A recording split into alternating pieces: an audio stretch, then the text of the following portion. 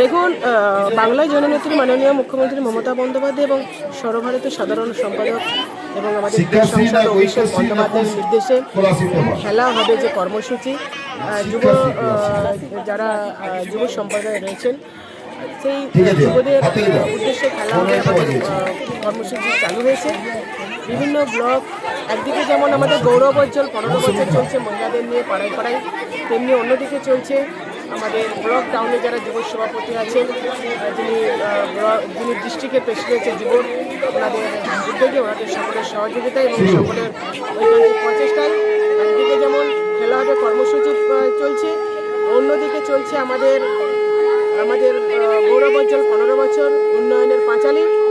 আর আজকে দেখতে পাচ্ছেন মহিলারা খুব উৎসাহে উৎসাহিত এবং মহিলারা খুব আনন্দিত, তার কারণে সকলে আবির খেলেছেন।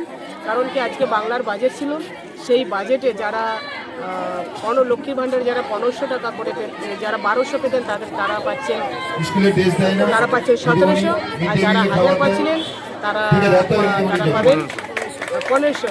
তাই দেখছেন যে বাংলার লক্ষ্মীর ভাণ্ডার মায়েরা খুব উচ্ছ্বসিত। আমাদের থেকে কতটা ওনারা আরো ভালো বলতে পারেন, ওরা কতটা আনন্দে ওনারা আজকে আবির খেলেছেন, সবুজ আবির খেলেছেন।